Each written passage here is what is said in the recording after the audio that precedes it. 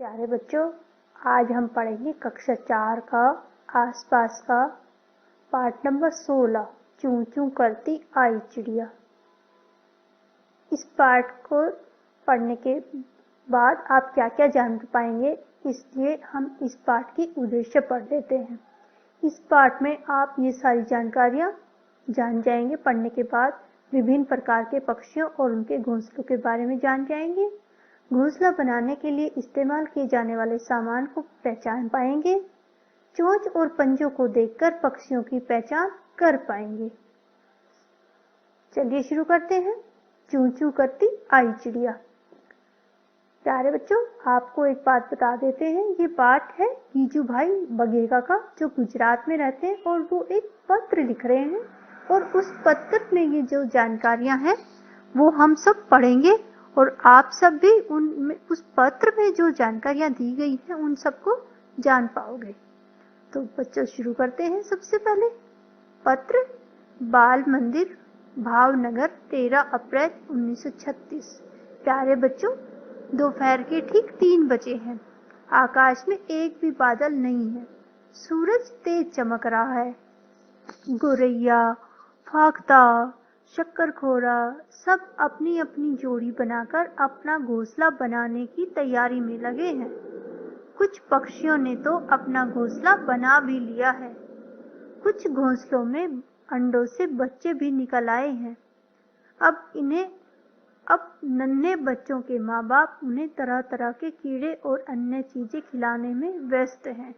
बच्चों, पक्षियों के बच्चे जो होते हैं वो दूध नहीं पीते, वो कीड़े और अन्य चीजें खाते हैं।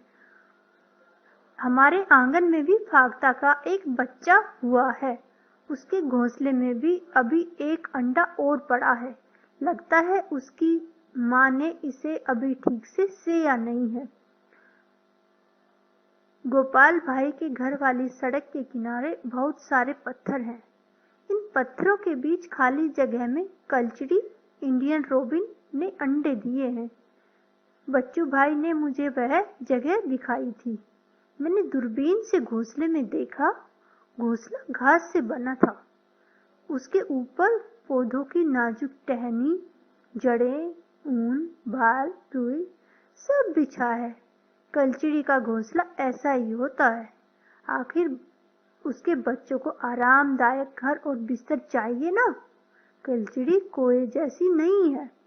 कोए के घोंसले में तो लोहे के तार और लकड़ी की शाखाएं जैसी चीजें भी होती हैं। कलचड़ी के घोंसले में मैंने एक बच्चा भी देखा। ये सारी बातें बच्चों गीजू भाई अपने पत्र में लिख रहे हैं, और वो पत्र हम सब पढ़ रहे हैं। वह अपनी चोंच फाड़कर बैठा है। उसकी चोंच अंदर से लाल थी। कुछ देर बाद कलचड़ी कहीं से उड़कर आई और बच्चे के मुंह में कुछ रखा। कलचड़ी ऊपर से काली होती है, और जो उसकी चोंच जब वो खोलती है तो उसका मुंह लाल रंग का होता है। बच्चों, शायद कुछ छोटे छोटे कीड़े होंगे। तब तक शाम हो गई। कलचड़ी भी अपने बच्चों के साथ घोंसले में बैठ गई। तुम जानते ही हो, कोयल बहुत मीठा गाती है, पर क्या तुम्हें पता है वह अपना घोंसला बनाती नहीं है। वह कोए के घोंसले में अंडे दे देती है, और कौवा अपने अंडों के साथ कोयल के अंडों को भी सेता है। ये तो अजीब ही तरह की पक्षी है बच्चों।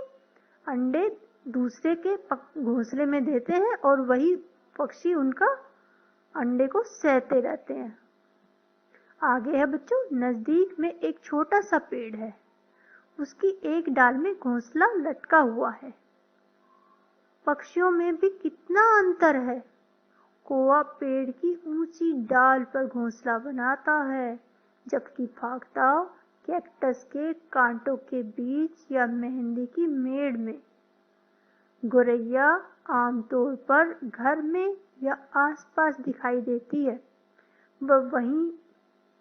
वो कहीं भी घोंसला बना लेती है। अलमारी के ऊपर, आईने के पीछे, घर की दीवार के आले में। कबूतर भी ऐसे ही अपना घोंसला बनाता है, पुराने मकानों या खंडरों में। बसंत गोरी जो गर्मियों में टुक टुक करते रहते हैं, पेड़ के तने में गहरा छेद बनाकर उसमें अंडे रखते हैं। जान गए बच्चों? अब है दर्जिन चिड़िया। दर्जिन चिड़िया का तो जैसा नाम वैसा काम। वह अपनी नुकीली चोंच से पत्तों को सी लेती है और उससे बीच में बनी थैली को अंडे देने के लिए तैयार करती है। अब हम पढ़ रहे हैं दर्जिन चिड़िया के घोंसले के बारे में। यही है उसका घोंसला। अब है बच्चों शक्करखोरा। शक्करखोरा का घोंसला कैसे बनता है, ये भी हम अब पढ़ लेते हैं। इसके बारे में क्या क्या जानकारी लिखी हुई है, चलिए पढ़ते हैं। शक्करखोरा किसी छोटे पेड़ या झाड़ी की डाली पर अपना लटकता घोंसला बनाते हैं।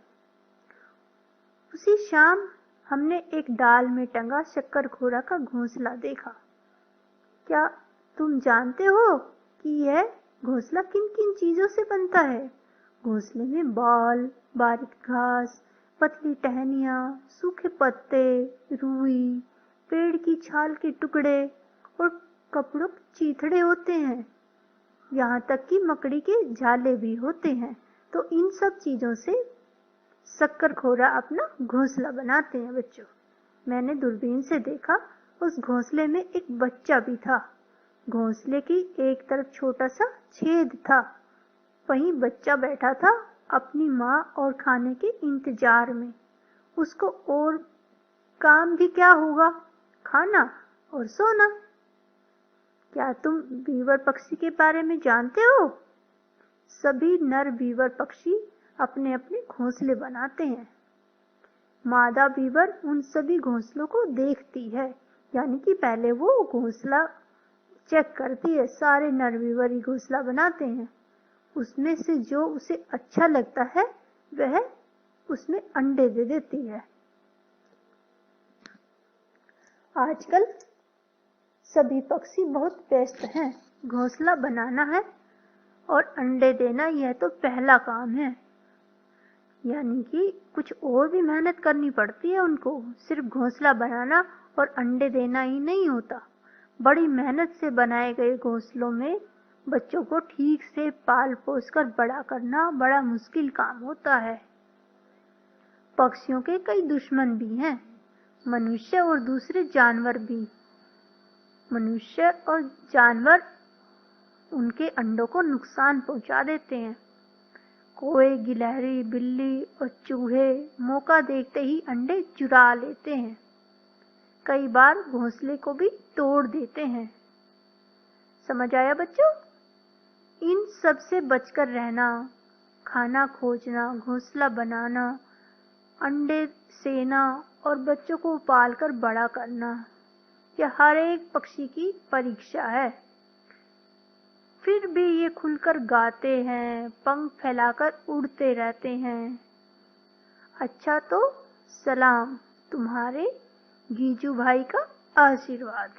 बच्चों, ये था गीजू भाई का पत्र जो उन्होंने लिखा था पक्षियों के बारे में। आइए अब जानते हैं पक्षियों के पंजों के बारे में। पक्षियों के पंजों के बारे में लिखा है, जैसा काम वैसे पंजे। यानी कि ये देखिए, बहुत सारे पक्षियों के पंजे दिखाए गए हैं और इनके पंजे से ये पक्षी क्या क्या काम लेते हैं ये लिखा है।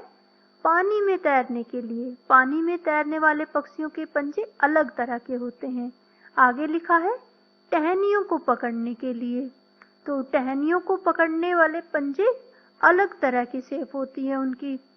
और आगे है बच्चों, ये देखिए शिकार पकड़ने के लिए, तो कुछ पक्षियों के पंजे उनको शिकार पकड़ने में मदद करते हैं। उनकी बनावट वैसी ही होती है बच्चों।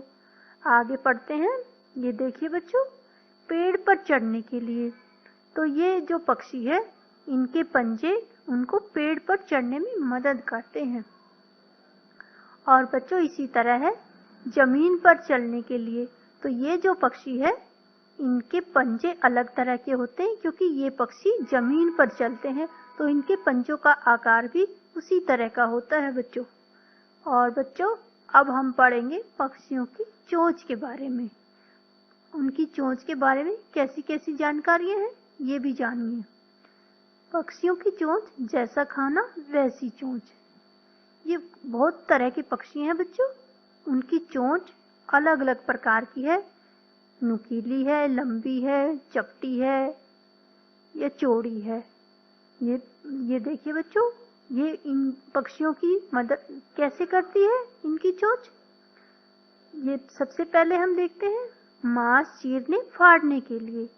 तो प्यारे बच्चों, ये जो पक्षी है इसकी चोंच इसको मांस को चीरने फाड़ने के लिए मदद करती है। नेक्स्ट है हमारा लकड़ी में छेद करने के लिए। तो बच्चों, ये जो पक्षी तुम देख रहे हो इसकी जो चोंच है इसकी कैसे मदद करती है कि ताकि ये लकड़ी में आसानी से छेद कर सकता है। इसकी चोंच का आकार इसी तरह का होता है।